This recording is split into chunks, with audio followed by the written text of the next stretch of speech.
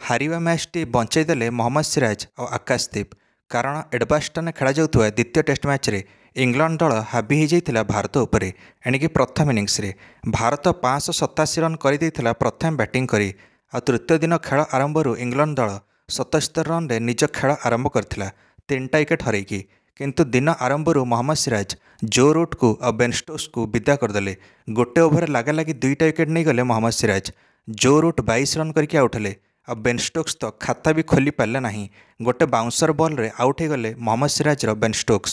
ଏଣିକି 84 ରନ୍ରେ 5 ୱିକେଟ୍ ହରାଇ ସାରିଥିଲା ଇଂଲଣ୍ଡ ଦଳ। ଲାଗୁଥିଲା ଯେମିତି ଇଂଲଣ୍ଡ ଦଳ 200 ରନ୍ ଭିତରେ ଅଲ୍ ଆଉଟ୍ ହେବ। କିନ୍ତୁ ତାପରେ ଜେମି ସ୍ମିଥ୍ ଆସିଲେ ବ୍ୟାଟିଂ କରିବା ପାଇଁ।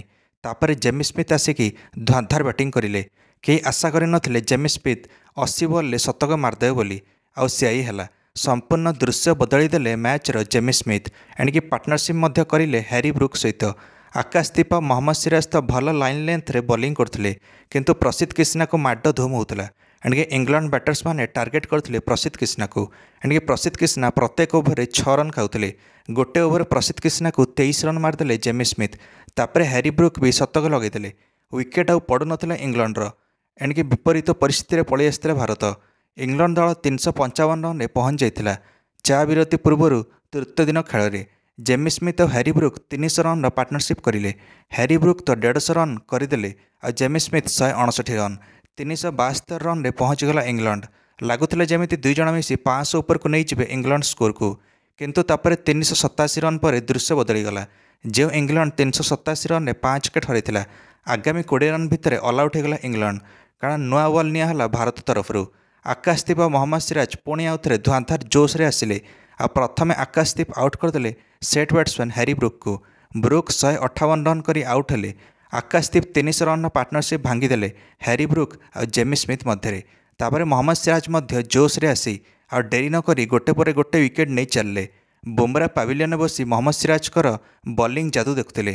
ମହମ୍ମଦ ସିରାଜ ଅଲ୍ ଆଉଟ୍ କରିଦେଲେ ଇଂଲଣ୍ଡକୁ 407 ରନ୍ରେ। ଜେମି ସ୍ମିଥ୍ କିନ୍ତୁ ନଟ୍ ଆଉଟ୍ ଗଲେ 184 ରନ୍ କରିକି। ଭାରତ 180 ରନ୍ର ଲିଡ୍ ନେଇଗଲା। ମହମ୍ମଦ ସିରାଜ ସମୁଦାୟ 6ଟା ୱିକେଟ୍ ନେଲେ, ଆକାଶଦୀପ 4ଟା ୱିକେଟ୍। ଇଂଲଣ୍ଡ ବ୍ୟାଟିଂ ବେଳେ ମଜାଦାର ଦୃଶ୍ୟ ଦେଖାଗଲା। ଜେମି ସ୍ମିଥ୍ ଓ ହ୍ୟାରି ବ୍ରୁକ୍ ତ ମିଶିକି 342 ରନ୍ କରିଲେ, କିନ୍ତୁ ବାକି ଇଂଲଣ୍ଡ ବ୍ୟାଟରମାନେ ମିଶିକି ମୋଟ 46 ରନ୍ ହିଁ କରିଥିଲେ। ସେହିଭଳି ମହମ୍ମଦ ସିରାଜ ଓ ଆକାଶଦୀପ ମିଶିକି 10 ୱିକେଟ୍ ନେଲେ ଭାରତ ତରଫରୁ। କିନ୍ତୁ ବାକି ଭାରତୀୟ ବୋଲର ଯେମିତି ଜାଡେଜା ଆଉ ପ୍ରସିଦ୍ଧ କ୍ରିଷ୍ଣା ମିଶିକି 244 ରନ୍ ଖାଇଗଲେ 50 ଓଭରରେ। ଭାରତ ନିଜ ଦ୍ୱିତୀୟ ଇନିଂସରେ ବ୍ୟାଟିଂ ଆରମ୍ଭ କରିଛି। ଆଉ ତୃତୀୟ ଦିନର ଖେଳ ଶେଷ ପୂର୍ବରୁ ୟଶସ୍ୱୀ ଜୟସ୍ୱାଲ ଆଉଟ୍ ହୋଇଯାଇଛନ୍ତି 28 ରନ୍ କରିକି। ଜୟସ୍ୱାଲ ନିଜର 2000 ଟେଷ୍ଟ ରନ୍ ତ ସମ୍ପୂର୍ଣ୍ଣ କରିଲେ, କିନ୍ତୁ 28 ରନ୍ ଉପରକୁ ଯାଇପାରିଲେ ନାହିଁ। ଭାରତ 64 ରନ୍ରେ ଗୋଟେ ୱିକେଟ୍ ହରାଇଛି ତୃତୀୟ ଦିନ ଖେଳ ଶେଷ ପରେ। ଆଉ 244 ରନ୍ରେ ଆଗୁଆ ଅଛି ଦ୍ୱିତୀୟ ଇନିଂସରେ ଗୋଟେ ୱିକେଟ୍ ହରାଇକି। କେଏଲ୍ ରାହୁଲ 28 ରନ୍ କରିକି ନଟ୍ ଆଉଟ୍ ଅଛନ୍ତି। କରୁଣ ନାୟାର 7 ରନ୍ କରିକି ନଟ୍ ଆଉଟ୍। କ'ଣ ଲାଗୁଛି ବାକି 2 ଦିନରେ ଭାରତ ଜିତିବ ମ୍ୟାଚ୍ ନା ଇଂଲଣ୍ଡ ଜିତିଯିବ?